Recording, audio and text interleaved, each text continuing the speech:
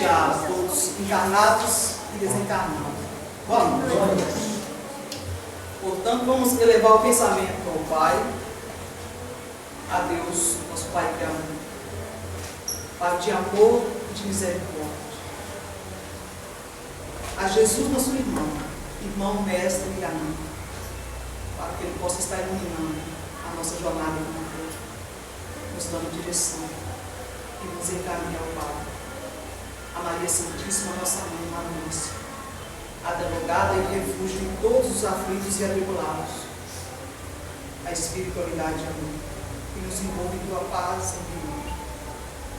Rogamos a ti, Senhor, nesta noite e pedimos que acolhemos nas necessidades que nos achamos e que nos encontramos. Ajudai-nos a tomar a direção, o caminho certo e as decisões da hora, de acordo com a sua vontade. Em nome do Senhor. Pai nosso que estais no céu, santificado seja o vosso nome. Venha a nós o vosso reino, seja feita a vossa vontade, assim na terra como no céu. O pão nosso de cada dia que nos dais hoje. Perdoai as nossas ofensas, assim como nós perdoamos a quem nos tem ofendido. Não nos deixeis cair em tentação, mas livrai-nos do mal. Amém. Hoje temos, tratando com o assunto, maravilhosa história do nosso irmão e companheiro Francisco de Assis. E eu espero que nós possamos aproveitar todo o conteúdo que vai ser passado aqui, com a palavra do nosso irmão Reginaldo. Fique à vontade, você tem até 20 horas e 30 minutos. Vou dar o irmão, né? A coisa é muito boa. Boa noite. Boa noite. Quando, no ano passado, eu fui pedido para fazer um estudo, eu comecei a navegar pelos estudos já feitos de Francisco de Assis. E verifiquei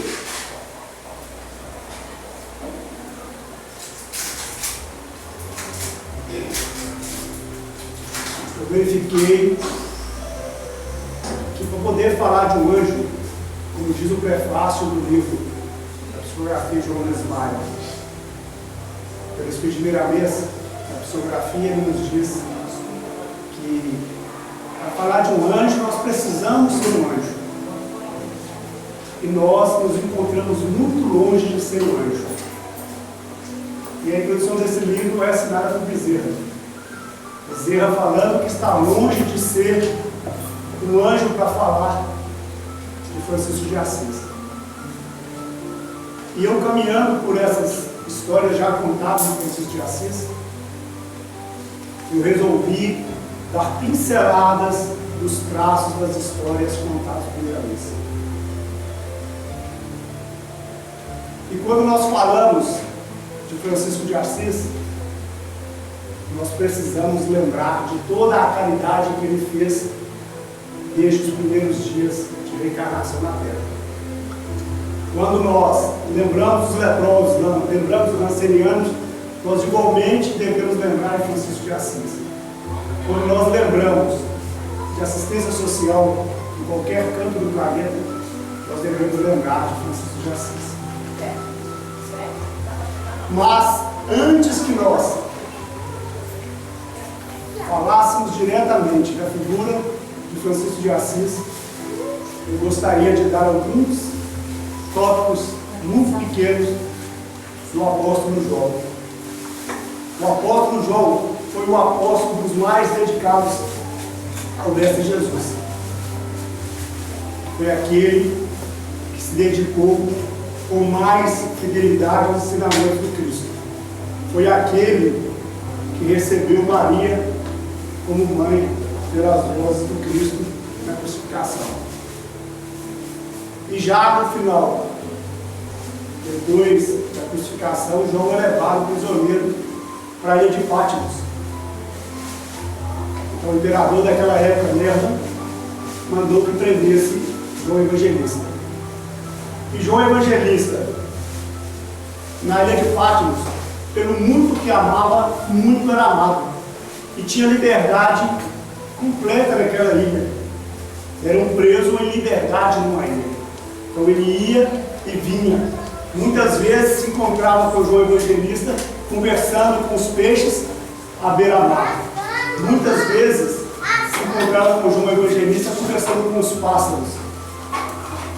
E certa feita, os soldados que ele estava viram o João Evangelista conversando animadamente com alguém.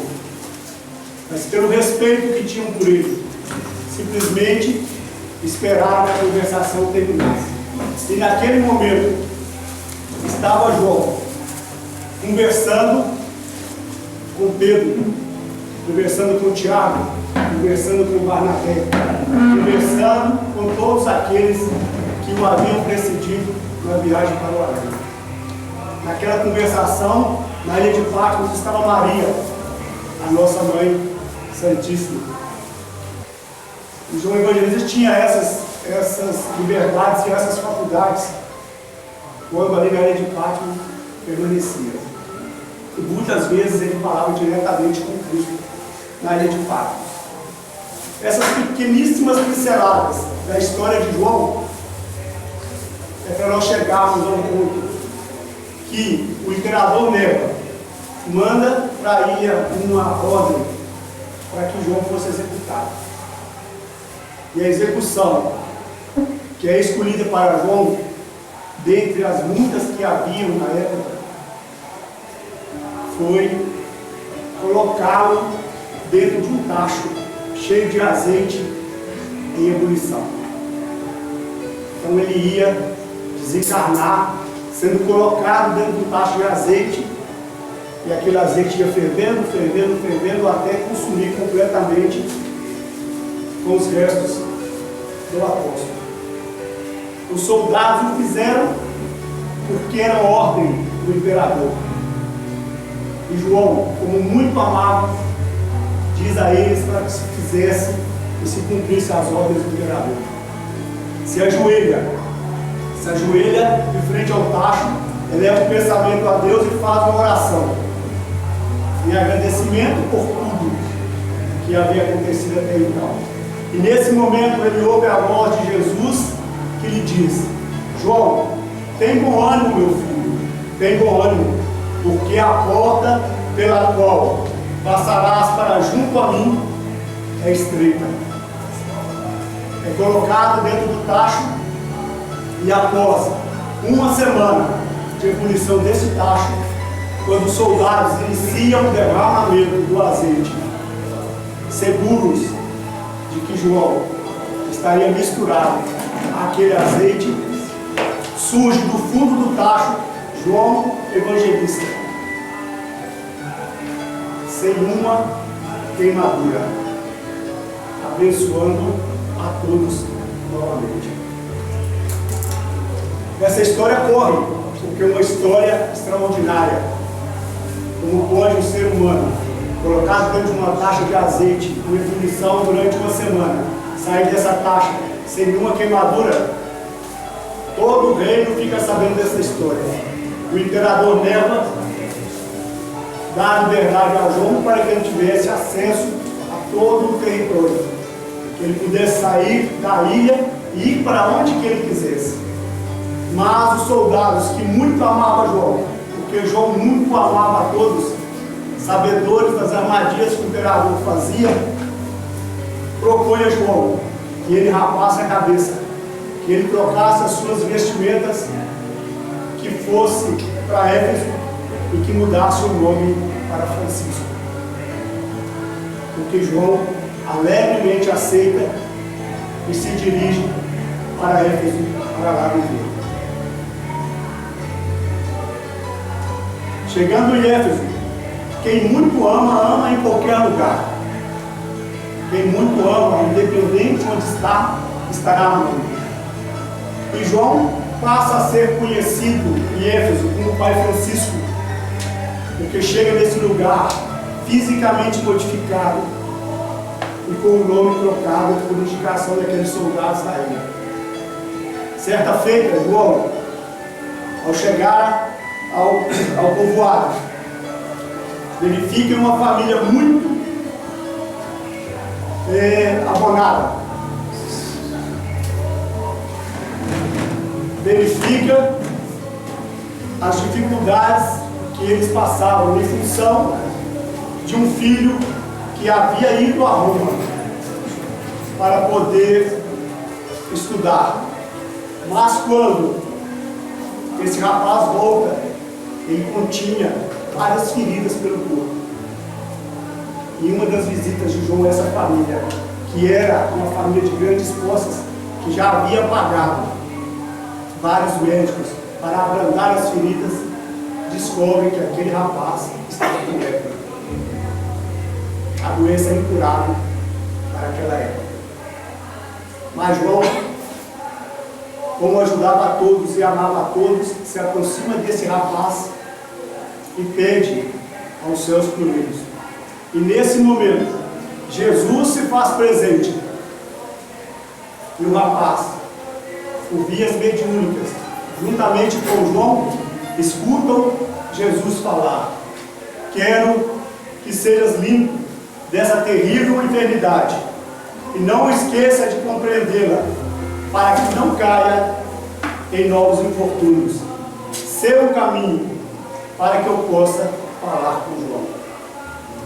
Pátios, aquele rapaz que havia ido estudar em Roma e que voltara com lepra, é curado por Jesus através de Pai Francisco, João Evangelista, para que ele pudesse ser o médico que receberia Jesus Cristo, para que Jesus falasse diretamente com João Evangelista nas horas que fossem necessárias.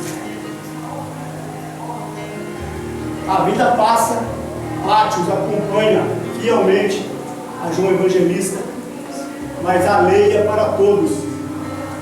E chegado o momento que uma certa madrugada na ilha de Pátios, Jesus, em conversa direta com João, lhe diz: João, vá para Éfeso e depois vem ter comigo, que a paz seja contigo.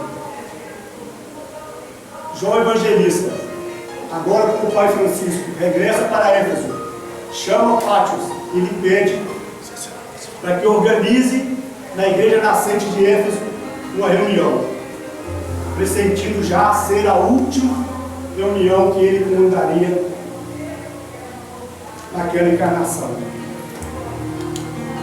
Nesse dia, comparece a maior quantidade possível de pessoas que naquele lugar viviam.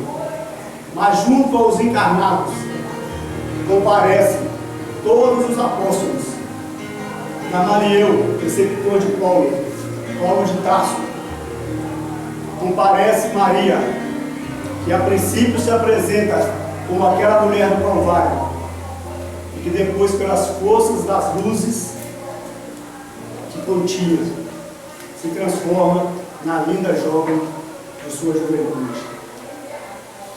O Pai Francisco termina o seu sermão naquela igreja, e saindo daquela igreja, abençoa a todos pelo caminho. E durante o caminho de sua saída da igreja, consegue curar vários e vários enfermos. Porque com ele estava a comitiva celestial comandada por Maria, a nossa companhia. Mas chegando em casa, João sente um forte estalo na cabeça, e em fração de segundos se vê em espírito do lado do corpo, fazendo oração e agradecimento àquele corpo que ele serviu por tantos anos na seara do Cristo. E ninguém daquela comitiva divina teve que ajudar a João a tirar o laço entre a carne e o espírito. Porque ele, pelo muito que amava, pelo muito que havia trabalhado, foi capaz de fazer o seu desencargo tranquilamente. E naquele dia, naquele momento, recebido por todos e pelo Mestre Jesus. Porque todos aqueles que trabalham à altura que João Evangelista trabalhou, e que muitos outros trabalharam, é recebido pelo Mestre. Pátios continua a sua missão, continua a sua jornada. Mas uma vez que o Mestre se havia ido, não havia muito o que fazer.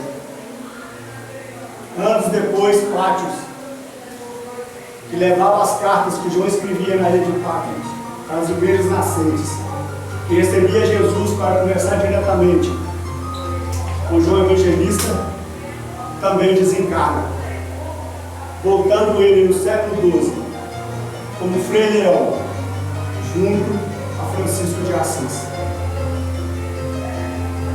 Lei da atração. Continuam os dois no trabalho com Cristo. Na encarnação seguinte, Pátios volta na Itália, fazendo os trabalhos entre a Itália e o Brasil, com o Pietro Baldi, tendo Francisco de Assis como seu guia espiritual. E assim, as coisas continuam acontecendo no plano espiritual. E certa feita, em uma reunião, para que se decidissem os caminhos de muitos que estavam no plano espiritual, se reúnem 201 espíritos, sob o comando da mais alta divindade, para dar algumas missões a serem executadas. E desses 201 espíritos estava João Evangelista, que seria o coordenador dessa missão de mais 200 espíritos. Em várias conversações, João diz para os outros 200: já estamos mais ou menos conscientes dos nossos deveres. O que resta é testar a nossa coragem, examinar a nossa estrutura espiritual, rebuscar o nosso passado e ver se aguentamos a cruz que devemos carregar no Calvário da carne. Vamos todos fazer uma curta viagem ao solo terreno. Naquele momento estava decidido que, junto a João Evangelista, que viria como Francisco de Assis, desceriam mais 200 espíritos sob sua coordenação. Mas João ainda não estava no momento de reencarnar, mas inicia os seus trabalhos no plano espiritual e se aproximava frequentemente de Maria Picalini, que viria a ser a sua genitora. E Maria Picalini tinha uma serva que se chamava Jarla, e um dia, em conversação com Jarla, Maria lhe disse: olha, Jarla, vou ter um filho, já sonhei com ele, é um anjo. Em conversações, Maria Picalini e Jarla, elas tinham a certeza absoluta que o espírito que viria reencarnar era o espírito de João Evangelista. Elas tinham a certeza absoluta. Como Maria Picalini era de uma família muito abastada em Assis e tinha muitas servas, existia uma serva que se chamava Quina, Dona Quina. E Dona Quina, um dia, em decorrência de vários anos de paralisia, inicia gritos de desespero pela casa. E Maria Picalina, junto com Jarla, vai verificar o que estava acontecendo. E João, que já fazia parte daquela casa, espiritualmente falando, acompanha a sua mãe, e sob influência de João Evangelista, lhe pede que fale com Quina, com Dona Quina, com energia e firmeza, brandura e fé. E Maria Picalini se aproxima da serva e lhe diz: levanta, minha filha, em nome do Cristo, e anda em nome de Deus. João Evangelista cura, através de sua futura mãe, aquela serva que há muito sofria. Mas quem é amor, é amor. O amor, uma vez estabelecido, não se perde. E no dia 24 de 12, véspera de Natal, de 1181, João Evangelista, encontro espiritual com Maria Picalini, Pedro Bernardoni, E Jarla inicia uma conversação e diz para aquela que seria a sua futura mãe: minha irmã, que a paz de Jesus seja em teu coração e te faça dentre as mulheres uma mãe, e que seja minha por graça da vida. João Evangelista pede a Maria Picalini a permissão para que venha encarnar através dela. Mas Pedro Bernardone, muito arredio com as coisas espirituais, nessa conversação pergunta a João: que queres de mim? E João responde: que sejas meu pai.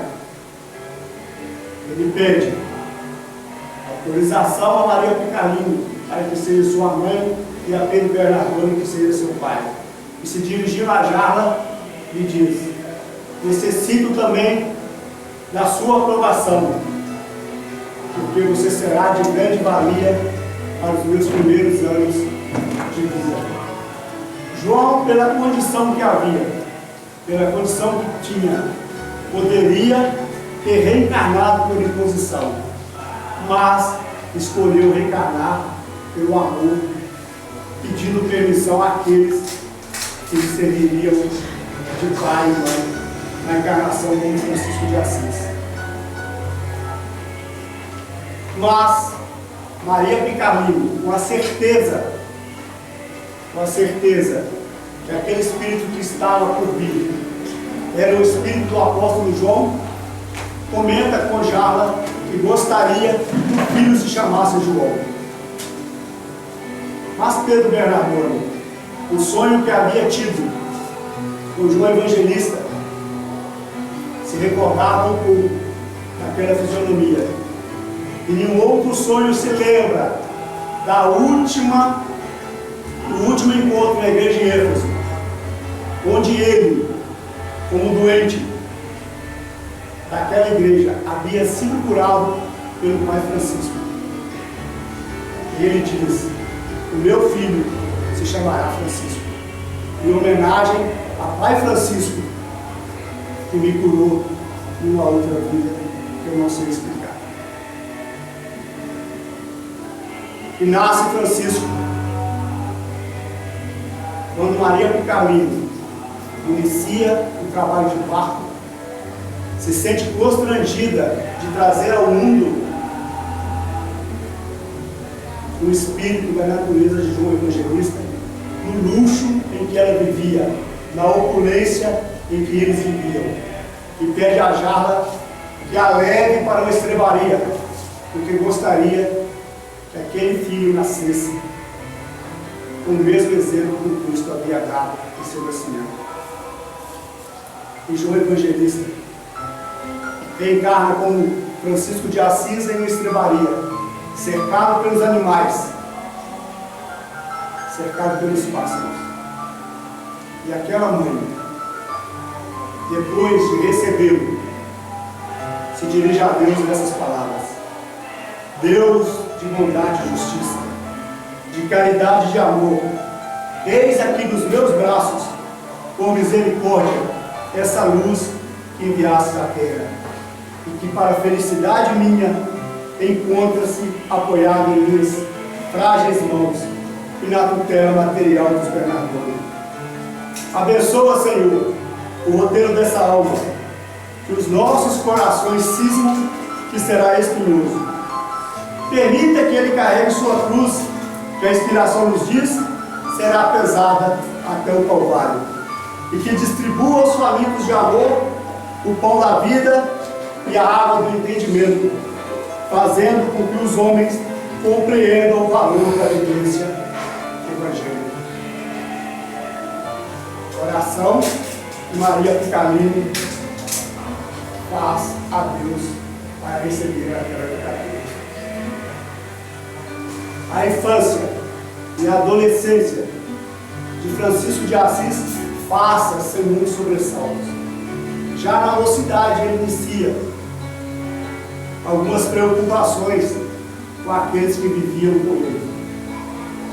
E certa feita, ele vai em uma fazenda de seu pai verificar as condições que trabalhavam os empregados. E pede ao capataz que na hora do almoço levassem todos para a casa grande para ter uma conversa. Mas chegando à casa grande, antes do almoço, ele deita uma rede e uma jovem se aproxima pela atração daquela energia de amor que havia. E o capataz a vê se aproximando de Francisco, sem permissão. Mas Francisco, sabendo que após se retirar da fazenda, aquela garota seria abusada, seria sacrificada em função de um pequeno deslize, a leva para sua casa para fazer companhia para sua mãe. E sua mãe, entendedora de todo o processo, de todo o amor que já continha no seu filho, diz para aquela jovem que se chamava Flora: minha filha, importa a idade, importa a cor, importa a ciência, importa a dor, importa a sabedoria, importa a posição, importa a família, importa a beleza, importa a aprovação de toda a natureza? Não, importa sim que eu te amo pelo coração. Então Francisco de Assis livra aquela jovem e a leva para viver uma filha substituta, porque ele brevemente saiu de casa. Em suas conversações espirituais com Jesus, certa feita Jesus lhe diz: Francisco, constrói a minha igreja. Francisco, constrói a minha igreja. Francisco, constrói a minha igreja. E depois lhe diz em palavras textuais: descestes à terra com muitos cooperadores, firmados no amor, que se reconhecerão uns aos outros pela força do amor que os une. Não encontrarás comigo vida fácil, nem ambiente palaciniano, semelhante ao que fosse criado até agora. Se queres, Francisco, minha companhia, renuncia aos bens do mundo e ao conforto da carne. Estarei contigo lado a lado. Renuncia aos bens do mundo e ao conforto da carne. Estarei contigo lado a lado. E Francisco entende aquele pedido como a reconstrução da igreja, a reconstrução material. Inicia o seu trabalho com vários jovens que faziam já parte daqueles 200 que haviam vindo com a missão. Inicia a reconstrução da igreja, materialmente falando. E certa feita, passeando e buscando recursos, passa pela casa do padre e verifica algumas pedras que estavam disponíveis e pede as pedras. Mas o padre, que fora criado no conforto e mimado com toda a luxúria, se nega a dar as pedras para a reconstrução da pequena igreja. E diz a Francisco: se insiste em levar as pedras, eu posso vendê-las. O que Francisco prontamente lhe diz: me dê as pedras, que eu as pagarei assim que os recursos chegarem às nossas mãos. Passa-se alguns dias e o padre, materialista que era, busca o local onde os franciscanos viviam para cobrar os recursos. Quando Francisco chega à tarde de um outro recorrido que havia feito, recebe a notícia da visita do padre, mas já com os recursos na mão, com as moedas que havia pedido a muitos que havia encontrado, se dirige novamente à casa do padre. E o padre, irritado, lhe pergunta de novo: o que queres de novo? E Francisco lhe diz: eu vim lhe pagar o que me deu. E naquele entardecer, entrega as moedas para o padre e se dirige para a sua comunidade.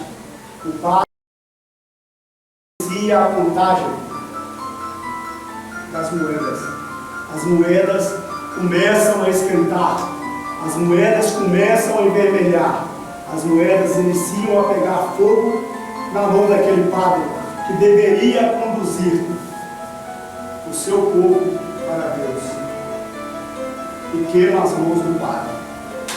No outro dia, o padre se dirige à comunidade de Francisco e lhe pede para ser discípulo de Francisco. O que Francisco lhe diz: não, seja discípulo do Cristo. Vamos trabalhar. Aquele padre retorna e transforma a casa em uma casa de assistência para todos os necessitados da região. E assim continua ajudando até o seu desencarne, por compreender que as coisas materiais que ele tanto gostava não conduzia ao Deus Criador. E Francisco, como tinha consciência das leis, tinha consciência das responsabilidades, que era a bênção do Papa Inocêncio III, e se dirige a Roma para pedir a bênção. E o Papa nega a bênção no primeiro momento. E Francisco, saindo de lá com os seus amigos, com aquele grupo que havia ido com ele até Roma para pedir a bênção do Papa, vendo que todos estavam entristecidos, diz a todos: benditas sejam as dificuldades que nos agridem e nos fazem pensar. Bendito seja as horas que gastamos em função do bem eterno. Bendito seja quem nos maltrata à primeira vista e nos ajuda a melhorar. Bendito seja quem nos compara com vagabundos e indolentes. Bendito seja quem nos expulsa como párias ou fanáticos. Bendito seja a mão que nos nega o cumprimento. Bendito seja quem nos quer nos esquecer impaciente. Bendito seja quem nos nega o pão de cada dia. Bendito seja quem nos ataca por ignorância e covardia. Bendito seja quem nos experimenta no correr do tempo. Bendito seja quem nos faz chorar nos caminhos. Bendito seja quem nos agrada no momento. Bendito seja quem exige de nós a perfeição. Benditos sejam todos os que nos maltratam o coração, porque verdadeiramente são esses meus filhos, os nossos vigilantes, os que nos ajudam a seguir o Cristo com maior segurança, pois Deus, através deles, nos ajuda na autoeducação, de maneira que fique certo todas as portas para o amor universal. Francisco, mais uma vez, das dificuldades que tinha, trazendo o exemplo do Cristo, porque aqueles que lhe davam dificuldade eram, na verdade, testes morais daquilo que ele havia já aprendido. Mas Francisco continua com as suas dificuldades. Francisco continua com as suas perguntas, com as suas indagações a respeito de sua missão. E certa feita, em conversação com Jesus, pergunta: Senhor, que queres que eu faça diante do que já pretendo fazer? Jesus lhe diz: prepara, Francisco, prepara os teus discípulos, como eu te ensinei, e jamais devem esquecer essa verdade. Quem quiser ser o primeiro, que seja o último. Quem quiser ser o maior, que faça-se o menor de todos. O pedido de Jesus era para que Francisco de Assis reunisse o seu grupo e iniciasse um curso intensivo daquilo que ele havia aprendido.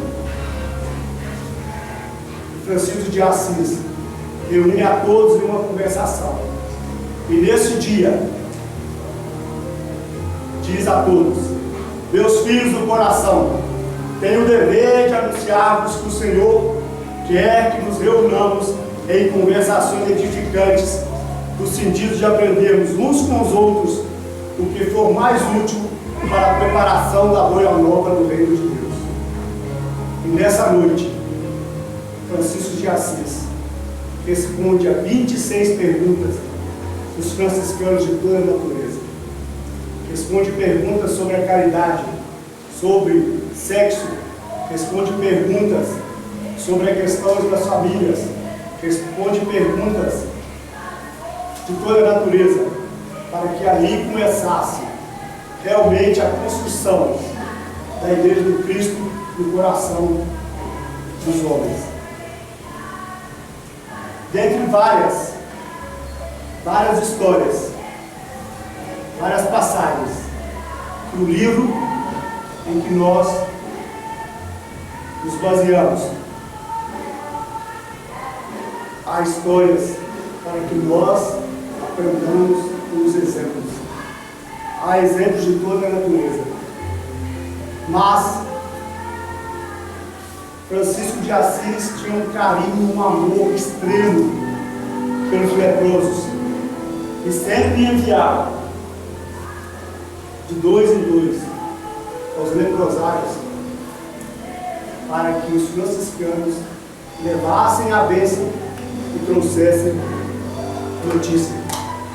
E certa feita, 2 dos franciscanos, chegando ao leprosário, levando as bênçãos de Francisco de Assis, encontram um leproso revoltado e diz para ele: dispenso completamente o consolo de homens como vocês. O que vocês têm a oferecer? Maltrapilhos, pedintes, o que vocês têm para oferecer? E esse Pai Francisco, que de longe nos enviam bênçãos, o que esse homem tem para nos aliviar as dores, o que nós sofremos, nós estamos com lepra. E um dos franciscanos, revoltado com as críticas, revoltado com a revolta, pega o leproso e coloca nas costas e se dirige a Francisco de Assis para que ele pudesse fazer algo. Francisco de Assis, ao receber esse leproso, pergunta aos franciscanos: por que vocês o trouxeram aqui? Mas nesse momento, em frações de segundos, reconhece a falta de amor e a falta de caridade para com aquele irmão. E chora de arrependimento, abraça aquele leproso, o beija como se estivesse beijando a sua mãe, e pede aos seus companheiros que preparem uma bacia com água para banhar e cuidar daquele leproso. Beija todas as feridas cheias de pus daquele leproso, em pedido de desculpa, de perdão, pelas simples palavras que havia dito em sua chegada. Em oração, através do Mestre Jesus, aquele leproso é curado. Todas as chagas desaparecem e, em gratidão, aquele leproso passa a ser o Frei Aprígio e passa a trabalhar junto aos franciscanos. Mas a comunidade era grande e Frei Aprígio tinha em sua característica moral a violência. Era um ser violento por natureza e sempre em conversação com seus amigos e com Francisco de Assis pedia orientações no sentido de controlar aquela enfermidade moral que era a violência, mas não conseguia se controlar em todos os momentos. Certa feita, Frei Aprígio, já cansado de tanto sofrer, de tanto lutar contra a sua deficiência com relação à violência, separa do grupo e em oração pede ao Mestre Jesus: Senhor, se me fosse conceder receber algo de tuas mãos santas e sábias, se me fosse concedido pedir-te alguma coisa como prêmio para o meu coração, se eu pudesse escolher um caminho de livre e espontânea vontade, eu te pediria que beijasse outra vez o meu corpo como fizestes antes. com as chagas da lepra, e seria o homem mais feliz da terra, porque agora, somente agora, ela poderá arrancar do meu coração o orgulho e a violência que carrego comigo de eras incontáveis. Nós, às vezes, não entendemos a dor como instrumento educativo. E assim com todos nós. Aqueles leprosos, se o eram pela necessidade de alguns controles, de algumas dificuldades morais que carregavam. E Frei Aprígio, no momento em que é abençoado pelo Cristo, através de Francisco de Assis, e é curado, e não consegue vencer a sua questão moral, a sua questão de violência, volta a pedir ao Cristo que lhe beijasse outra vez e que lhe devolvesse as chagas da lepra para que ele pudesse se controlar. E assim Jesus o faz.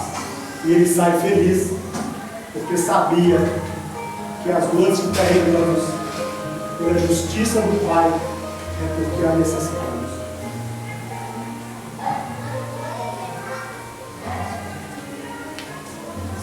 Quando nós fazemos a relação de João Evangelista, de Francisco de Assis, nós nos recordamos que em João 1,4, versículo 8, João diz: aquele que não ama, não concede, não conhece a Deus, porque Deus é amor. Deus é amor. Para que nós possamos